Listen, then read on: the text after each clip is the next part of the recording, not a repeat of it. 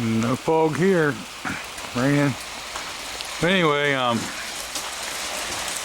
here at a friend of mine's house, and he's gonna take this thing to Florida.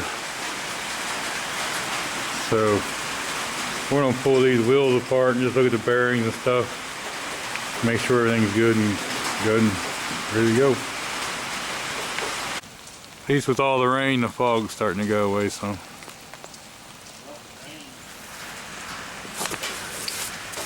Just keep going around and get behind it. Take little bites at a time. I hit it several times before we turned the camera on. So just keep going from side to side. Should come off. Yep, got grease in it. Good to go. Alright, so now we're going to have to get that grease. There's a nut in there somehow. We got to find. If you look, it has a little bit of play. And watch if you roll, it rolls the grease. Better to have a touch of play, I say, than too tight. Because the grease has to go somewhere. And if you tighten the bearing too tight and roll that film of grease out of the way, then it's going to get hot. But anyway, I don't know if it's going to pick up on the camera, but see how there's a line there? A couple places there's some lines, and one of them I've seen has some lines scratched in. Just on like one bearing. You can see how the lines are there? Now if those are really smooth and stuff like that, you'll probably be okay. But there's one there, and like I say, there's another one. I can't feel, well, yeah, I can kind of feel that one with my fingernail.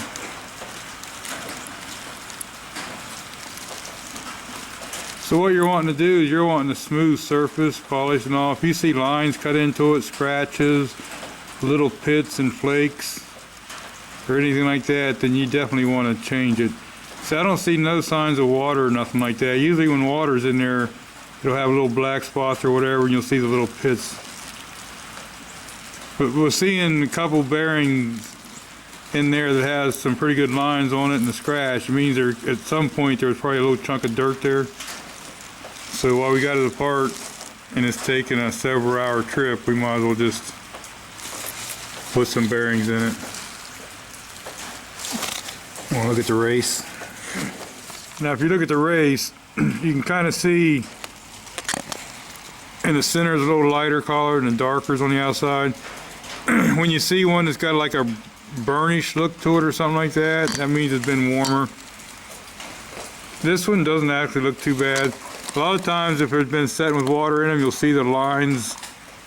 If you see any impersonations of lines or rust or scratches or anything in that race, it's best to replace it. So we're not even going to look at the back bearing per se. We'll take a look at it, I guess, but we're just going to knock it out of there, get the bearing numbers and the race number. Now on this one here, I had a bearing. If you look on the back of most bearings, you'll see the race or the bearing number. Let me find it. It's up here. You see that or not?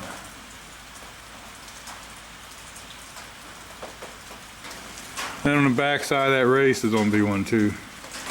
Now to get that other bearing out of there and the seal, at first I'm going to scrape off a little bit of that dirt. Okay, that bearing now lives right there in the dirt.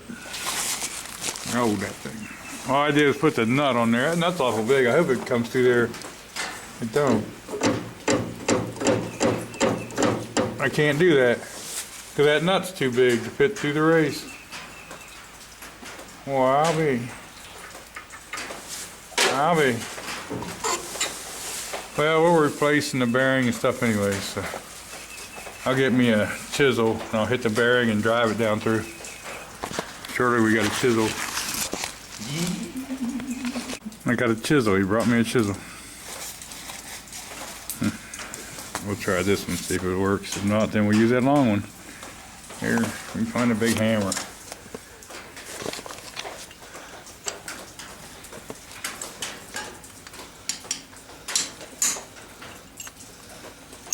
Go with the one side to the other.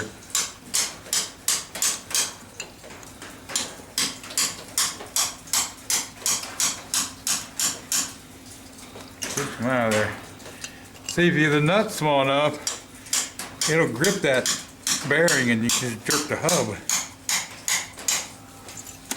And there's the guts out of it, right on the ground. The old dirt. Would you look at that, would you? Would you just look at that? You know what that is? Did I just do that, or was that surely I just done that, because that's the spring out of the inside of the seal. It would have been chewed up if it would have been turning in there. But anyway, now we can clean this up, and there should be a number on here. Gonna clean the back of this bearing up. There should be a number on there. And we gotta get them races out of there. Piece of that sort paper. Now, there's a race here. This race is gonna come out up this way, and the other one's gonna come down. So if you can get your chisel in there and find that race, the edge of it.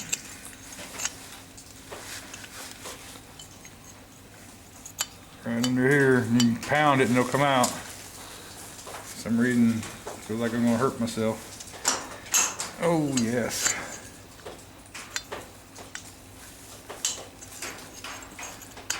Might have to put this on something. A little more stout.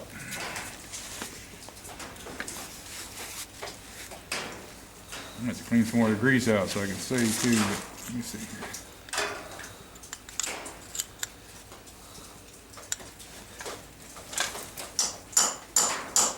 Big chisel really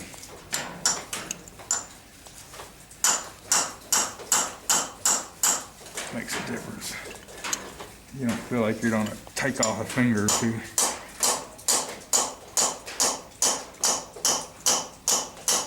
And then you can hit straighter on it, you know. Oh, yeah.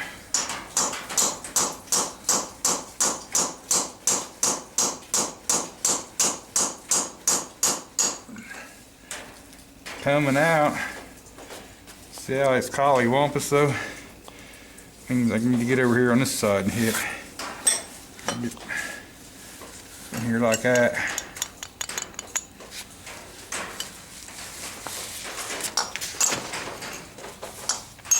Now these races, sometimes they'll be the same bearing and race, but most of the time, on a lot of stuff, one's bigger than the other, so you don't really have to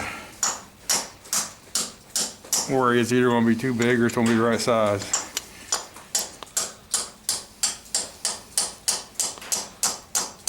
Come on.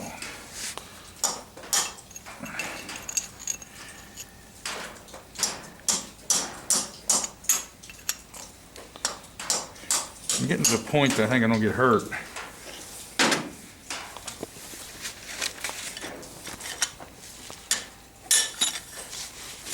Got one of them. Darn thing fell right out of there. Now on the back here. Look, there's going to be a number. Now let's clean out some more grease so I can see the other one. Hit that button right there on the edge. That one too? No, on that. Right, one says they're cold. I'm going to go. That one race is still in there. I'm going to go take the other side apart while he's looking for something else. I just told him tools. Tools no good. No good. Tools no good. Can't remove. No remove. Let me go to the other side. We'll start over here. Just get in here and tap, tap, tap. Just a little tap, move it, a little tap, move it. If not, you'll bend her all up. No, just the one I can see. I got dirt on it myself. See that little speck of rust right there in the cage? That's what you don't want to see on the needle bearing. This bearing actually looks okay to I mean, see how it's even all the way across it. There's no lines, no really different shades of chrome to dull this look or nothing. It's all even. That's what I like to see.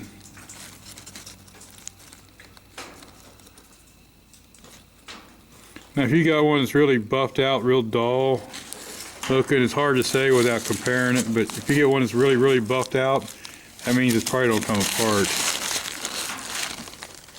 Like I say, you want to look for any kind of flakiness or anything.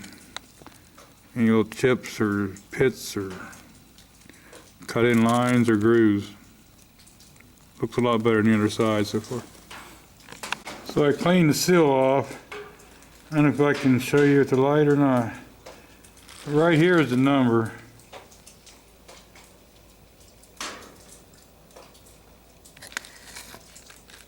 The light just makes it worse, doesn't it? That'll be the number for the seal. You take that to a parts store and they'll be able to get you a seal because they can interchange that number. Like I say, on the bearing, there's a number usually on them.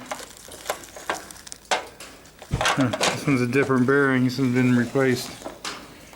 Let me look and see if there's a marking on it.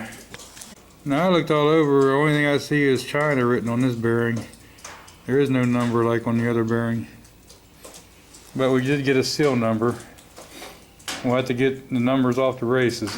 Now, I don't know if you guys can see or not, but right up here it says L44645 or 949.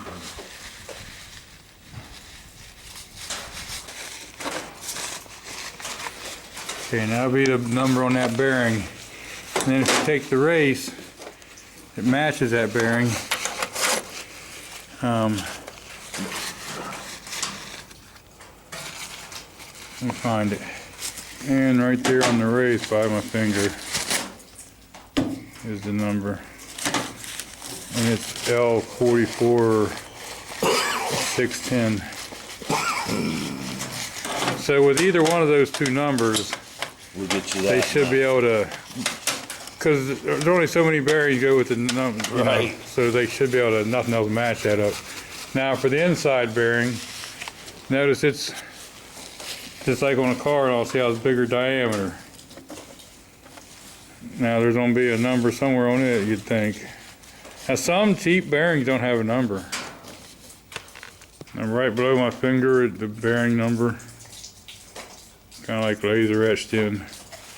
You know, if you take a picture of these things with your phone, then you can blow that picture up and get a better look at the numbers. So that's going to be the inside bearing. And we still got the race in there. We got to knock out and get the number off of it. But now we know the number for the inside or the outside bearing and race, and the inside bearing and the seal. We just got to get that race out. Now when you're looking at bearings, different brands can be different. They all fit the same, the taper and the size and all, but a lot of the cheaper ones have less rollers and they're spaced out farther, so you get less surface contact and it's not as smooth. At this point you can go get the cheapest bearing and you'll be fine for a while, but if you spend more money, usually the bearings will be smaller bearings, more of them, more surface area, longer lasting. You got that race out yet? No. Okay.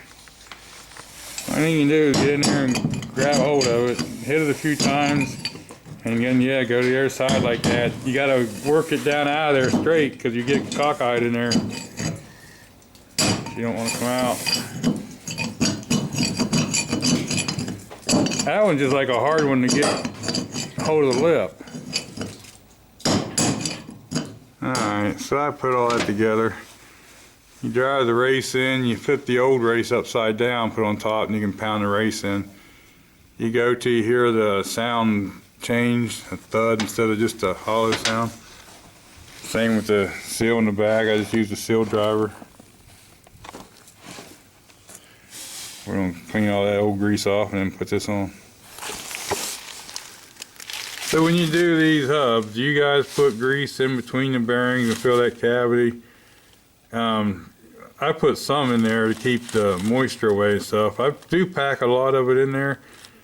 My theory is if you're ever rolling down the road and the bearing does go bad and get really hot, that gives a lot more fuel to burn. You get a lot better, longer lasting fire.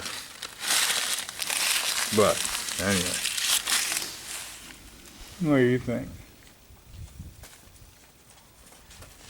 I really don't think it's gonna matter, because if you ever got it hot enough for that grease inside to melt, to run through the bearing, you're probably in trouble. Yeah, anyway. you're in trouble anyway. So I do put some in there just because my thought is the moisture, stuff, because they do change temperature and they are metal. Anyway, we're gonna put the washer on there, the nut on there, and then just kind of tighten it up. Hope you can see this. I just take this and just snug it up. Spin this once just to make sure everything's snug. Back it up. Just go till it's snug. It should still spin free. Now you got to find the hole for the cotter pin and line that up. If you have to, go a little bit looser than tight. Because if you get it too tight, you'll squish that crap out there and then the grease, and then you won't have nothing in there. If I remember, this was off to the side a little bit. That's what we should have done. We should have looked and seen where that hole was first. Anyway, let me find that hole. Now we're back. Now, that goes off to the side. Most of them go through the center, but see, this has got that grease fitting and all. So it goes off to the side, and it won't fit in there. So if I back it up a little bit, that's why I remember that when we took it apart, they had play in them. If I back it up just a little bit over here, they'll go, yeah, I can't do that one-handed. So I'd rather be loose, especially in this instance, because this space up here, the space down here, I would have to tighten it all the way up to just about where this one here is now to get that in there. And see, that'd be way too tight. So if you have to, you got to loosen up a little bit to get the cotter key in. Now we just stick the wheel on there, take it off the jacks, and ready to roll. Florida bound. I'll put his bicycle on here and going down there. It is a bicycle, right? Not bicycle. okay. Bicycle, pedal bike.